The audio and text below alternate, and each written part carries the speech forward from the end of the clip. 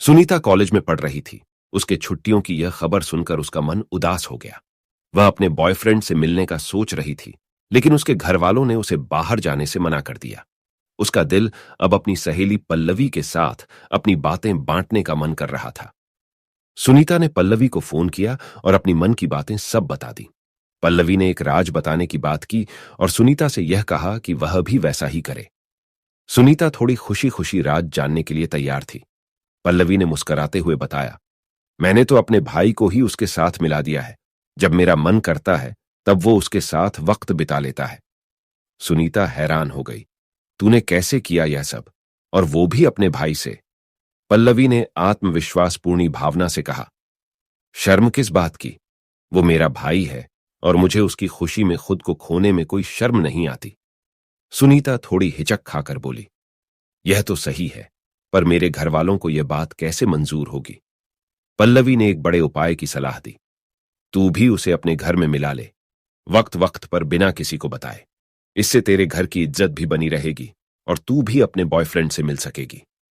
सुनीता ने पल्लवी की सलाह को मान लिया और एक दिन सुबह के 6 बजे उसके भाई की कमरे में गई। वह देखती है कि उसका भाई सो रहा है। सुनीता ने उसे जगाने की कोशिश की, लेकिन उसका भाई उसे सोने देने की बिना बिना जिद पर अड़ा रहा था। सुनीता का गुस्सा बढ़ता गया और वह उसकी कंबल को हटा दिया। उसके भाई ने जल्दी से उठकर खड़े होने का प्रयास किया, लेकिन वह छुपने की कोशिश कर रहा था। सुनीता ने उसे पकड़ लिया और उससे पूछा, तुझे क्या छुपाना है? उसके भाई ने झिझकते हुए कहा, कुछ नहीं दीदी, छोड़ो ना मुझे। सुनीता ने उसके हाथों को पकड़कर उसे बाहर खींच लिया और वह देखती है कि उसके भाई के हाथों में एक लॉलीपॉप है। उसका भाई शर्म से लाल हो जाता है और बोलता है, कुछ नहीं दीदी, तुम क्या कर रही हो? सुनीता मुस्कुराते हुए बोलती है, तू मेरी बातों की तो सुनता नहीं, तो मैंने सोचा कि तुझे एक छोटी सी सीख देने की कोशिश करूं। उसने लॉलीपॉप को मुंह में डाल लिया और चूसने लगी। उसके भाई की आंखें बड़ी ही खुली रह जाती हैं और उसकी शर्म गायब हो जाती है। उसने बोला, दीदी, ये तुम क्या कर रही हो?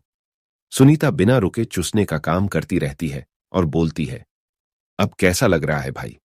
तूने तो कहा था कि तू कुछ भी कर सकता है मेरे लिए।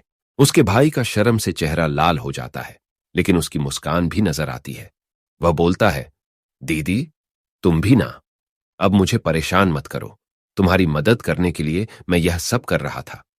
सुनीता चुसाने का काम बंद कर देती है और उसके पास जाकर बैठती है।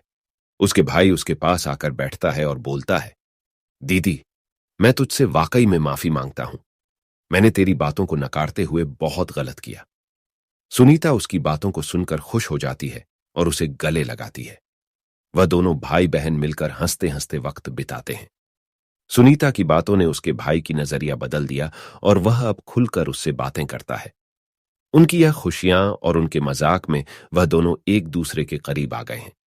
सुनीता ने अपने बॉयफ्रेंड के ख्याल को पीछे छोड़ दिया और उसके भाई के साथ समय बिताने का मजा लेने लगी। उसने समझ लिया कि असली खुशी उसके पास है और वह अपने परिवार के साथ गुजरे हुए वक्त की महत्वपूर्णता को समझ गई है। इस तरह सुनीता ने अपने जीवन में एक महत्वपूर्ण परिवर्तन की शुरुआत की। उसने अपने बंधनों को मजबूती से बांध लिया और खुशियों की दिशा में कद्र दिखाई। उसने सीखा कि जीवन के अलग अलग मोड़ पर उसके पास अनेक माध्यम होते हैं खुद को संतुष्ट और खुश रखने के लिए। जैसे जैसे समय बीतता गया, सुनीता और उसके भाई के बीच की दोस्ती और मजाक बढ़ते गए। उनके बीच की खुशियां और भरपूर हो गई थीं, जिससे सुनीता का जीवन और भी रंगीन और मजेदार हो गया। उसने अपने बॉयफ्रेंड की यादें छोड़ दी और अपने परिवार के साथ हंसते हंसते समय बिताने का आनंद लिया। इस कहानी से हमें यह सीख मिलती है कि परिवार और रिश्तों का महत्व कभी भी कम नहीं होता। हमें अपने करीबी लोगों के साथ समय बिताने का समय निकालना चाहिए, ताकि हम उनके साथ अच्छे और खुश लम्हों को साझा कर सकें। इसके साथ ही यह कहानी हमें यह भी दिखाती है कि हमें अपने रिश्तों की इज्जत और महत्व को समझने का समय आ जाता है और हमें उन्हें सावधानी से निभाना चाहिए। सुनीता की कहानी से हमें यह भी याद आता है कि कभी कभी हमारे सबसे करीबी लोग ही हमें सबसे अच्छे तरीके से समझ सकते हैं और हमारे लिए सही दिशा में मार्गदर्शन कर सकते हैं। इस कहानी के आधार पर हमें यह याद रखना चाहिए कि हमें समय समय पर अपने जीवन के महत्वपूर्ण तथ्यों को समझने की कोशिश करनी चाहिए और खुद को संतुष्ट और खुश रखने के लिए उचित माध्यम ढूंढने की कोशिश करनी चाहिए।